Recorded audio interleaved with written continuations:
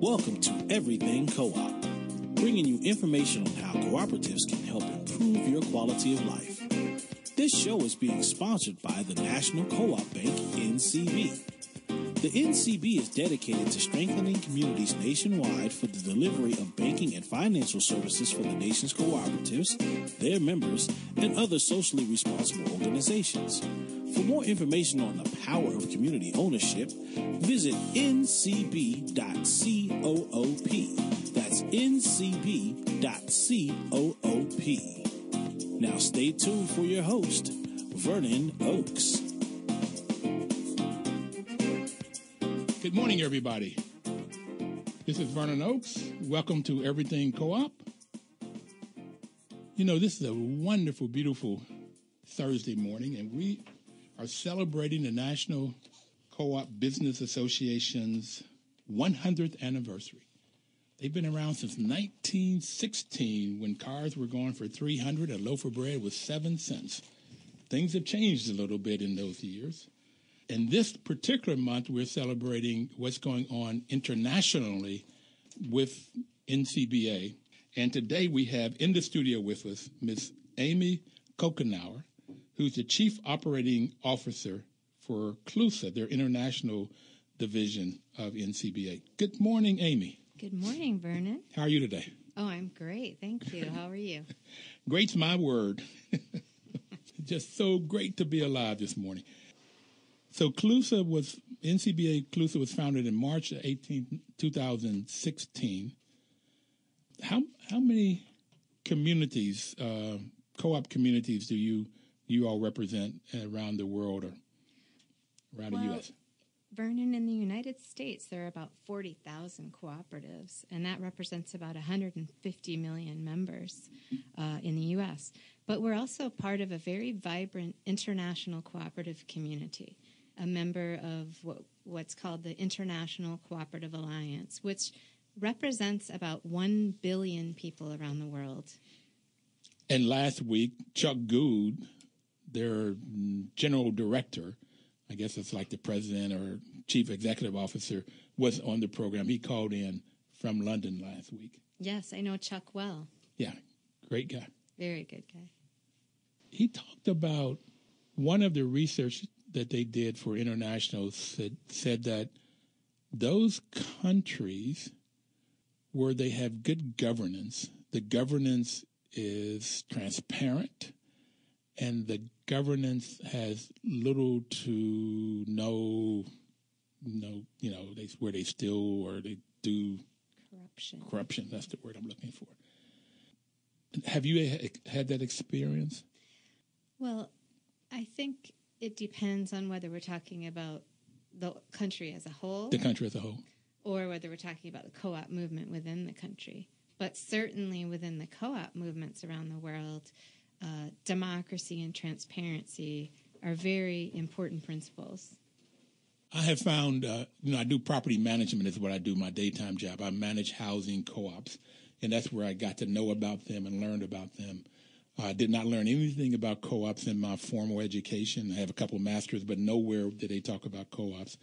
And I have found that if a housing co-op has good governance and good management, then they can be successful. And the good part of that is knowledge and integrity, where integrity is the most important. And that seems to fit in with what Chuck was talking about. I found in the local area it works, that co-ops can be highly successful if they have knowledge and integrity both. And governance is more important than management because governance set the rules. They set the policies and management implements them. So how did you get involved in this work? Well, I got involved in this work kind of in a roundabout way. Part of my background professionally is working with immigrant and refugee populations in the United States. And I've always been very interested in social justice issues and issues of equity, equality, and ensuring that the most vulnerable people around us have access to things like education and healthcare and housing and all of those things. And I started working internationally probably about 20 years ago.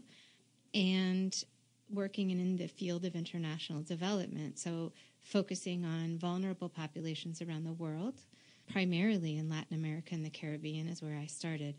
But about 4.5 years ago, when I joined NCBA CLUSA, this huge world of cooperatives opened up to me, and I have been learning about that every day, and I'm really astonished by the amazing power of the cooperative community around the world.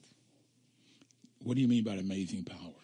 Well, the first time I went to an International Cooperative Alliance meeting was in Mexico about 4 years ago, and there were 2,500 people in the room from the cooperative movements around the world. Literally, there were probably 85 to 90 countries represented, and from every sector of the economy.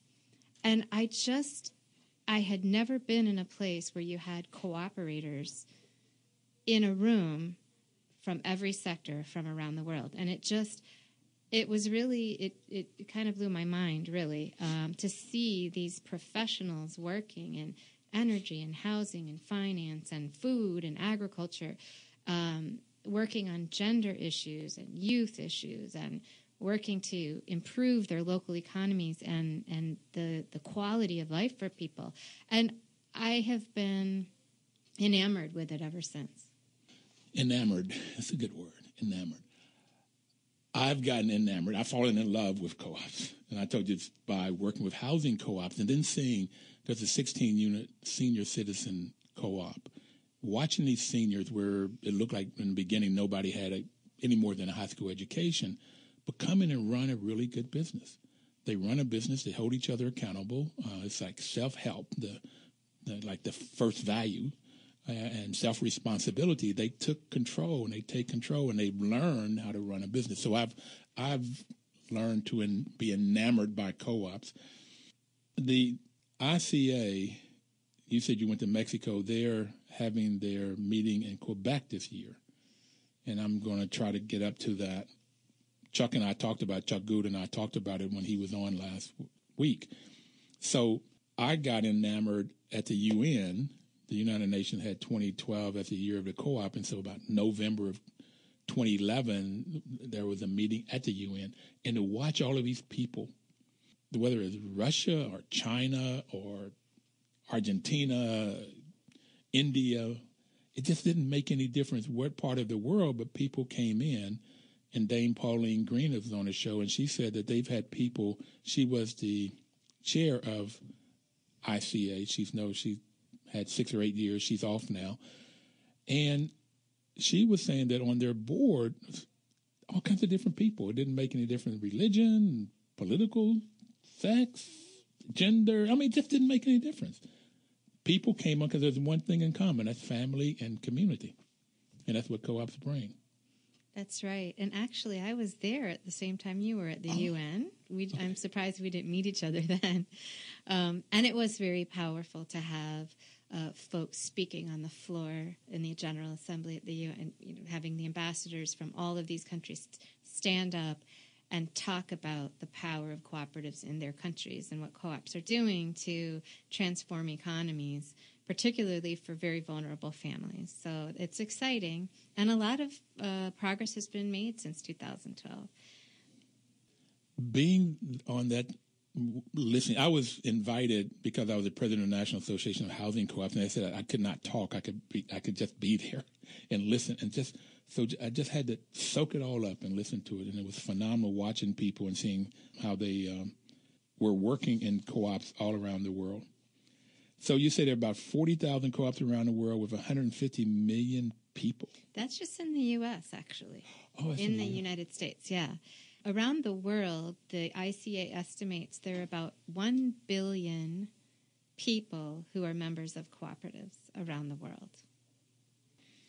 And you think about that and what that means for those families and those communities to have improved access to education, healthcare services, financial access, food markets, etc.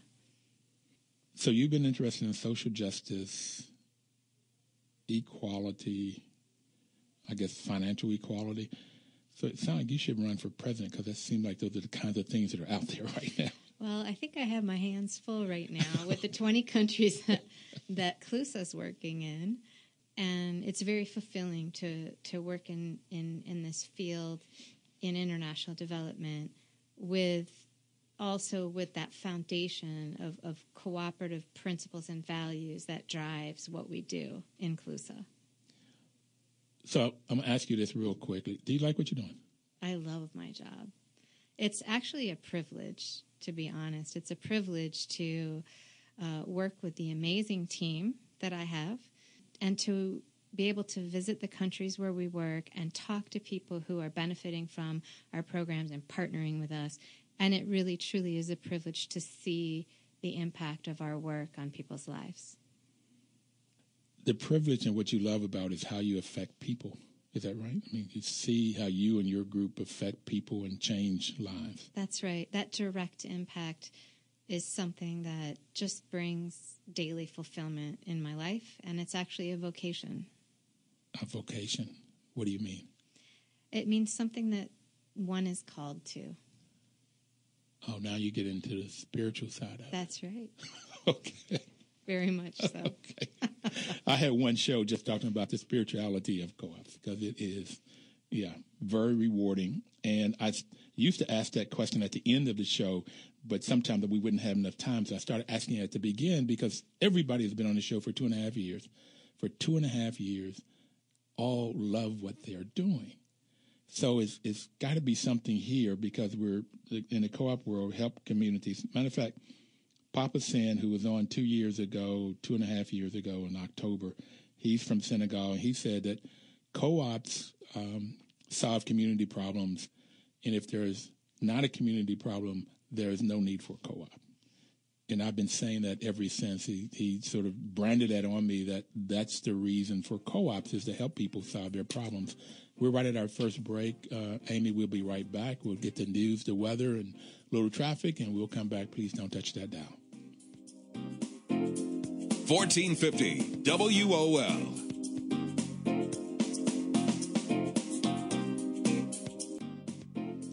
Information is power, and that's the reason the National Cooperative Bank is sponsoring this program, to give you the information about the benefits of co-ops so that you can go out and either find a co-op to join or get together with a group of people and start one. It could be a worker cooperative that's owned and controlled by the employees, or it could be a consumer cooperative where the people that buy the products and services own and control the business. Some consumer cooperatives are housing co-ops or credit unions. There is a healthcare consumer cooperative in Madison where the patients own the business. So it's a patient-centric business. But right now we're going to come back with Amy and talk about what's going on internationally. She's enamored with what she does. She loves what she's doing because it's a calling. She gets to help people, and that's where she started off with. But now she's able to help people with the cooperative model. So we're going to talk about Africa in this segment, and then in the next segment, we're going to talk about Southeast Asia, some of the things that's going on there. In the last segment, we're going to talk about Latin America, and she's going to give you her sense of why the U.S. should care about what's going on around the world. So you said you're enamored. You love being on the ground. So what are some of the things that's happening that you're doing in Africa? Vernon, we're working in about 12 countries in Africa right now, and our work is heavily focused in the rural sector, in sustainable agriculture, food security and nutrition, natural resources management, and, of course, cooperative development. So helping farmers get together, work together to improve their businesses through cooperatives. And you said natural resources? Yeah. Water, as everyone knows, is a huge issue in terms of... Why do you have to go to Africa? Why don't you just go to Flint, Michigan? I know. But also land, conflict on use of land, water, and other resources. And so one of the areas of work for us is working with communities on how to sustainably manage, as a community, these natural resources. That helps avoid conflict, but it also provides livelihood opportunities for people. So when you go on the ground, what are Can you give me an example of a project that you're working with or that you've been enamored with when you see people, how it helps people? Yeah, I'd love to. Let me tell you a little bit about what we're doing in Uganda. Uganda is an interesting place. It's the youngest population in the world. So in the U.S., our median age is about 38 years old. In Uganda, the median age is 15 years old, very young. Uganda is a place that's also emerging from a lot of conflict. A lot of listeners will remember the Lord's Resistance Army, Joseph Kony, and how there was a violent conflict going on in Uganda for many years, but particularly in the north of the country. 2 million people were displaced from their homes and their communities. A lot of the young people in Uganda actually ended up growing up in internally displaced camps where there was very little access to education and health care and other kinds of basic needs that we have. And so there was this whole population in Uganda that really hasn't received the kinds of services and education and training that they need. Jesus. That sounds terrible. And also what little I know about population is if you have an average age of 15 and a half, even if everybody in that age range, as they grew up, had 2 children, you're going to have population explosion. You have lots and lots of people. So, and it's uneducated, malnourished. Okay, so how do you step in and what do you do? So we've actually been working in Uganda for a number of years, and we first started working in the ag sector with producers, with smallholder farmers, helping them organize into cooperatives and helping them collectively pool their resources for improved seed and improved farming techniques and also better access to prices and markets. In recent years, we started working on a program in conservation farming, which is really a way of farming that not only improves yields, crop yields, but also protects the environment, uses a lot less water, and is a more sustainable way of farming. What we're doing now, Vernon, has to do with youth and addressing this population that I mentioned earlier, and working with youth economic opportunities in agriculture. Why the co-op model? I mean, I hear you say you're pooling resources, but how does the co-op model kind of fit to help this, or just do the normal stockholder model where somebody come in and invest some money and make profit? And well, that's a great question, and I think that one of the reasons why we work with the cooperative model with these youth in Uganda is that it really helps build community. It allows the youth to be partnered with more well-established cooperatives, so they get mentored by existing co-ops where adults are. And also, the cooperative allows us to have sort of a cohort group whereby youth can learn from each other and have a mutual support system. So it sounds like you're talking about the cooperative principles. Volunteer and open membership is number 1. Number 2 is democratic member control. Number 3 is member economic participation, and that says that normally there's some money that they may have to put in, but also if there's surplus or profit, they get to share in it, or at least they get to say how that profit is used. Staying in the business, or they could give themselves dividends. Autonomy and independence. They have the number 5, which is the first reason that I fell in love with co-ops, and that is that there's education, training, and information.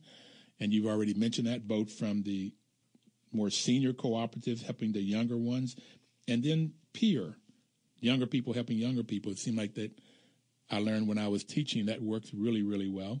Matter of fact, they can teach each other better than the teacher a lot of times. And the cooperation among cooperatives, which is younger ones helping the older ones and each helping each other, and then concern for community and growing the community. So those are the 7 principles of the modern cooperative, which fits in for all of the reasons you were talking about. And if you go in with the normal, which is what I learned with my MBA, is the most of the decisions are made on what's the highest and best return on investment for the stockholder. And normally that stockholder may be living in the U.S. or Europe or somewhere else. And so all of that profit gets taken away from the community. In the economic class I had talked about how many times the money would turn in a community is how wealthy that community is. And more often here in the United States in black and brown communities, it only turns one time. Somebody goes and makes some money, then they go away from the community to buy services and products. But you want to get that to turn 5 to 7, 8 times so in the community prospers. So, okay, that's why the co-op model in Uganda or in the U.S. or anywhere else around the world. Where do you all come in and how do you all help here? Well, keep in mind, too, that people are making about 46% of the population in the areas we're working are making $1.25 a day or less. I mean, that's not an hour a day. Less than a Starbucks coffee. Costs. And less than any coffee. Less than any coffee. So you're talking about a very disenfranchised population. But you're also talking about a lot of opportunity. And what we're seeing is youth just leaving the countryside, looking for work in urban areas, and not realizing that there is an incredible future in agriculture if agriculture is treated as a business, and in particular with the values of a cooperative business. So what we're doing, first of all, is we're working with youth on foundational skills. That's reading, writing, and numeracy, financial literacy. Reading, writing, arithmetic. That's right. And when they were growing up in internally displaced camps, they didn't get some of those foundational skills. So we have to first start by building those skills and getting youth to a point where they can do books and they can read about the instructions for doing, applying pesticides, or not pesticides necessarily, but using the input. So that's important. And then the other piece is technical skills, improve farming technologies, improve skills around on-farm work, but also looking for opportunities off-farm. For example, providing transportation services for cooperatives, for farmers to get their product to market, providing tillage services, providing services to support other aspects of the work, like processing. So there's a whole range of jobs that youth can get engaged in the rural sector and have strong livelihood opportunities. I can see why you love doing this. Yeah. Helping to train people and helping to get them to have meaningful work. $1.25, it's like $25 a month. Yeah. Jesus. And the other piece is, we're working to target 26,000 youth right now in this project that's funded by the MasterCard Foundation. And in order to reach that number of youth, the association, the cooperative model is a very important vehicle to be able to reach that number and to provide a learning and supportive environment. So we're going to take our second break, and then we're going to come back and talk about what you're doing in Southeast Asia. Uganda is awesome, $25 a day. I don't know how to live on that. But we'll be right back. Please don't touch the dial. We'll get the news, the weather, and traffic, and be right back with you. 1450 WOL. Welcome back, everybody. This is Vernon Oakes. The program is Everything Cooperative. And we've been sponsored by the National Cooperative Bank, whose mission is to help cooperatives grow by supporting and being an advocate for America's cooperatives and their members, placing special emphasis on serving the needs of communities that are economically challenged. And in the U.S., a lot of these communities that are challenged from what we've been talking about are rural communities where 80% of them are majority brown or black folks, or urban communities, mostly brown or black people. But when you go to places like Uganda, that's war-ravaged for many years, average age 15.5, and income of $25 a month or thereabout, $125 a day, they're tremendously economically challenged. And NCBA CLUSA celebrating their 100th year today. We have Amy Coughenour with us today, who is talking about what's been going on or what they've been helping and using this cooperative model to help people around the world. We talked about Uganda in the first, just talked about Uganda. Now we're going to go to Southeast Asia, and it looks like war there too, caused a lot of problems. Yeah, East Timor is something we heard about a lot in the news back in 2001, around there, 99, 2000. There was a conflict for independence going on with Indonesia. So about 14 years ago, in 2002, East Timor, officially called Timor-Leste, became independent. But we've actually been working there even before then, since 1994. So what are have you been there? I have. In fact, I was just there recently, about a couple months ago. And you're talking about enamored and being pulled into this world as your path. What did you find when you were there? What did you see? This is a fascinating case of how a cooperative can change the landscape of a country. And I'll tell you why. In 94, when NCBA CLUSA started in East Timor, there was a coffee industry there, but very, very fragmented, very weak, old coffee plants, not good quality. And so one of the things that we did was we got some support from the U.S. Agency for International Development and said, we're going to work on building the coffee industry in this country as a form of economic livelihood for the approximately 1.8 million people in East Timor. So at that time, what we started working on is improving the quality of the coffee plants, which had been neglected for so long, actually, that they were farming organically. And so by getting organic certification and then later fair trade certification and improving the quality of the coffee with the coffee farmers and this local cooperative called Cooperativa Café Timor, we were able to help create an amazing specialty coffee market globally, not just with the cooperative in East Timor and all of the 22,000 member owners, the coffee farmers. Wait a minute, there's 22,000 members of the cooperative. In East Timor.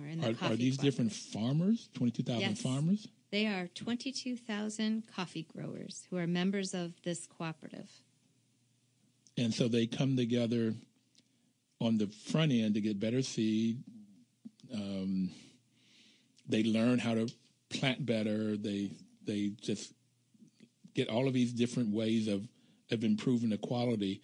So that is called a producer cooperative when the farmers come together and they learn how to produce better, and they can buy it in larger bulk and get better pricing. That's right. And they can also sell at better prices. So that's a marketing co-op on the other side, at the other end of the spectrum, from getting the seeds and everything that they need, including education, to produce a better product, and then selling it and having more markets. By coming together, they have more to sell.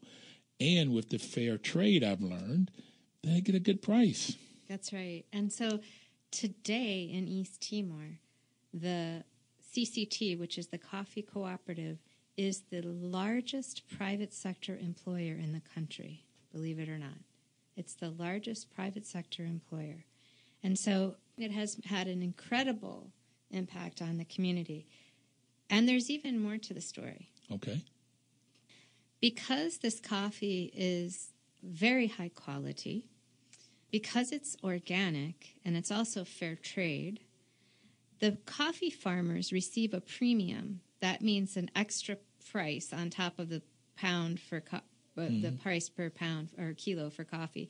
They receive an extra payment for organic and fair trade. And with that payment, the cooperative has decided to invest in the health and the education of the coffee growing community.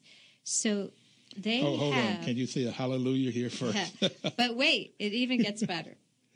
There are literally... So they take this extra money that they make and they put it into the health of the individuals and then the education. Yeah, so and the families. So for the coffee-growing families in very marginalized and remote areas of the country, in the mountains. When you say marginalized, they're poor people. That's right. Economically challenged. That's right. However, the landscape, their economic situation has changed dramatically since 1994 when we first started. And their health situation. And the reason for that is CCT built 8 health clinics.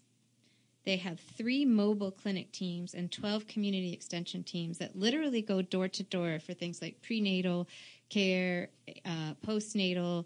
They make sure that people are immunized. 97.5% of the pregnant mothers in these communities have used the clinic services for prenatal care.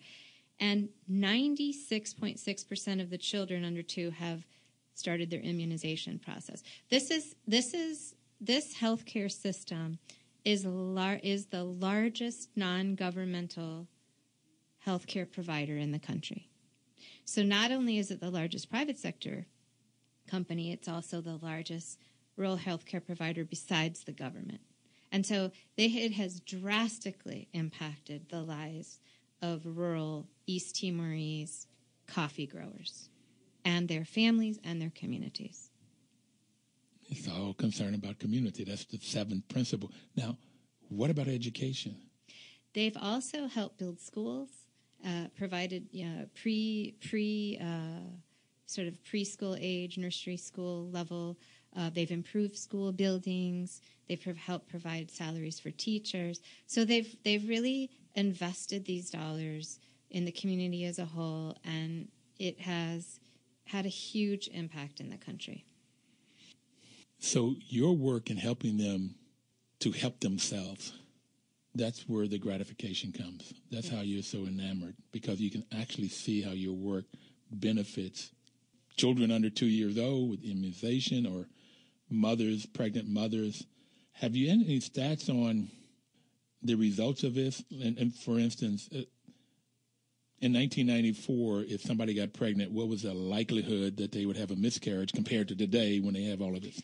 I don't have those actual numbers, but what I can tell you is when you have a statistic of 97.5% of pregnant mothers getting prenatal care in these very rural, remote areas, that is an incredible statistic, considering the fact that most of these women did not have access to any health care, much less prenatal care, before these clinics came into their areas. I can see why you're so enamored. Thank you for bringing us this. What do you see that's going to happen there now? What are your sort of goals? You have a goal in Uganda of reaching 26,000 youth. Where are you trying to go in Southeast Asia and Timor? Well, this coffee cooperative has been so successful, Vernon, that they've now sort of gone to another level in terms of how they want to have an economic impact. And what we're doing with them right now, and we have support from the U.S. Department of Agriculture, is we're helping them diversify their economic base so that it's not just coffee. They are now planting high-value crops like cassava and vanilla and pepper and cocoa, which are high-value crops with a guaranteed market that allow other kind of farmers in other regions of the country to also have an economic benefit from this cooperative. So the cooperative, if the farmers plant those crops, the cooperative will guarantee the purchase, and that guarantees an income for these farmers. Okay. What about fruit stands? Or you talked about transportation once earlier on. So you need transportation. You talk about education, health, housing. So the cooperative isn't necessarily providing housing, but I can tell you how the cooperative has impacted individuals and families. There's this woman that I met when I was there just a few months ago. Her name is Agustina. She's 26 years old. Agustina. She's 26 years old. She has 4 children. She lives in a very poor area of the country. And she was given the task of she wanted to cultivate vanilla. And vanilla is a very, very difficult plant to grow. It's almost like an orchid.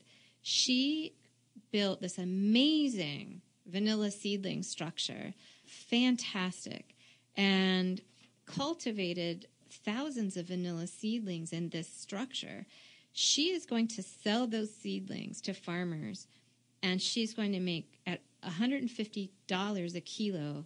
And with that money, when I asked her what was she going to do with this income that she's now getting that she didn't have before, she's going to build her own house, which is currently pretty much a shack, and she's going to provide support for her 4 children to make sure that they're in school and they have what they need to be educated. Is she a single mom?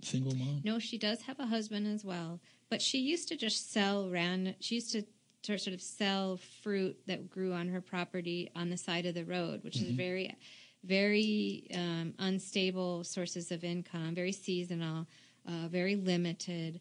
And now she's making some real serious money for her area, and she is improving her standard of living for her and her family. And that's just one example of many.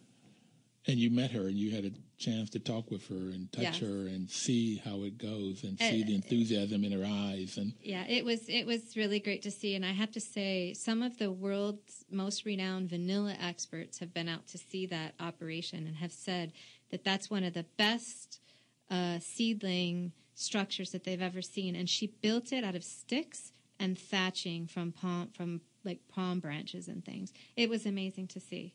It was a wonderful example of what training and focus on skills that are needed to improve one's lives, how they can transform somebody's life.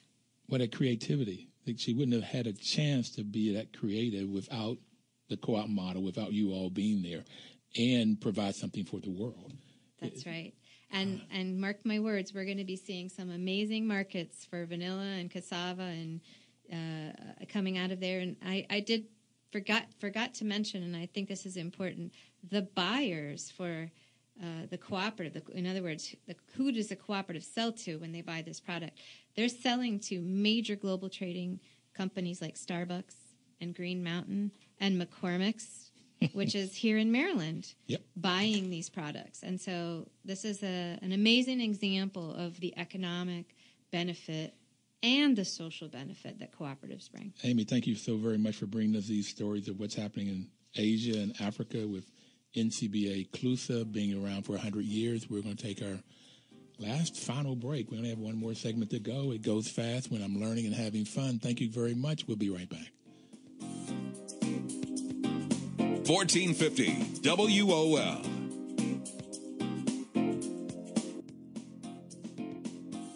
A lot of information this morning. We're getting a lot of information from Amy Coughenour, who is with NCBA CLUSA.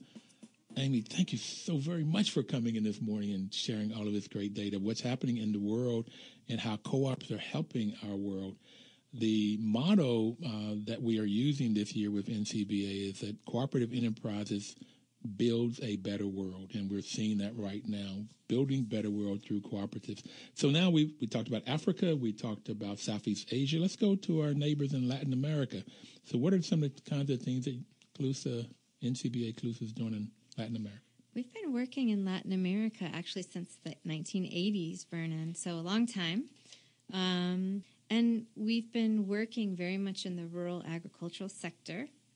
And right now, we actually also have a project in coffee.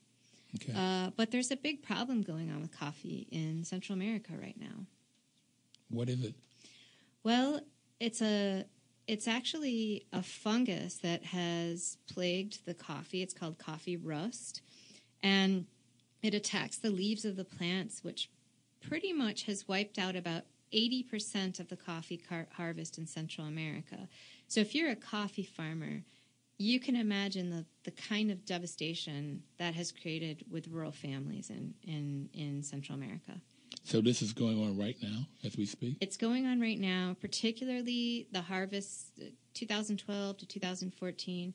Harvests have, in some cases, some farmers and cooperatives have lost almost 100% of their harvest in some areas. So it's going on now. How do they survive? Well, not well. And it's been a really, really difficult time for these rural families. A lot of them have had to migrate, either internally into the cities or into other countries to find work. And it's really been a huge challenge in these areas. So how do you come in and help with this kind of a problem?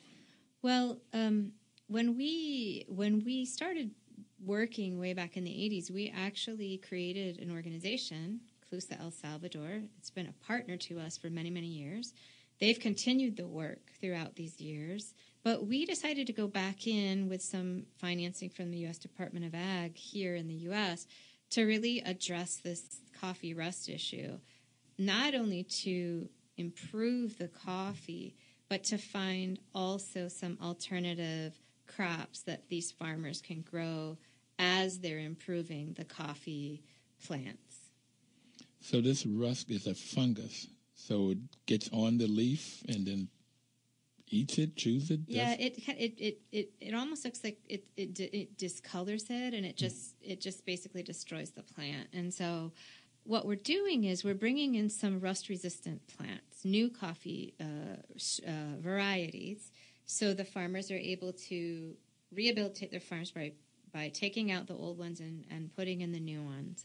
And then also sort of building the infrastructure to access better quality seeds and inputs and things like that, and financing. I mean, no financial institution has wanted to provide any kind of financing for these farmers, and you can imagine Wonder why. Yeah. I mean, the risk is tremendous. It's almost a guaranteed loss if you're not addressing sort of the core issue, which is this plague. Okay, so how do you get the funding, or how do you get?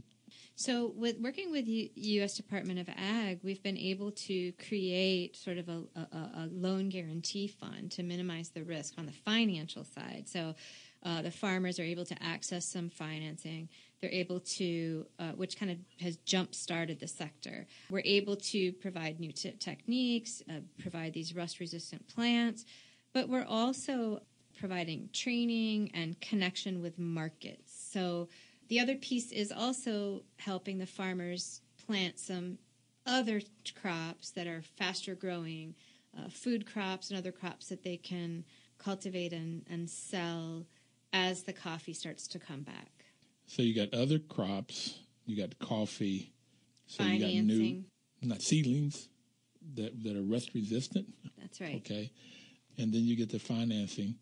So how is it going now? It's going quite well. We're targeting 5,000 farmers and about 50 cooperatives. And those farmers, their families, that's probably close to 25 to 30,000 people total in these areas. It's going very well. And, we're hoping that it really revitalizes the sector in these regions and starts to provide immediate income for these families. So, our plan is to put these things in place so that these farmers and their families can get back on their feet and continue to work in this sector. Okay, so you're on the front end now with the sort of the producer co-op, getting the seeds and the education and the training and other crops, getting some loans, some money. So that's on the front end.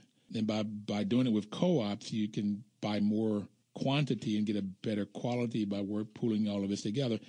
What about on the back end again with the marketing co-op of once they start getting and producing, being able to sell to different markets and so forth? Yeah, so part of the project is clearly supporting marketing linkages and working with the co-ops to sign agreements with buyers.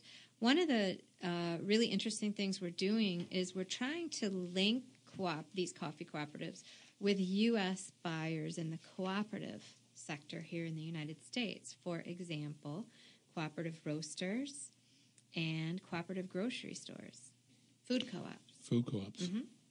Cooperation among cooperatives, number 6. That's principle. Exactly right, yeah. And so what we've done is we've taken down a group of 6 importers roasters and food co-op folks to El Salvador, sort of a trade mission to build relationships with these coffee growers and give them a chance to taste the coffee, to look at the value chain, and to build these partnerships. And so far, we have helped facilitate about $2.6 million in trade since 2015. Fantastic.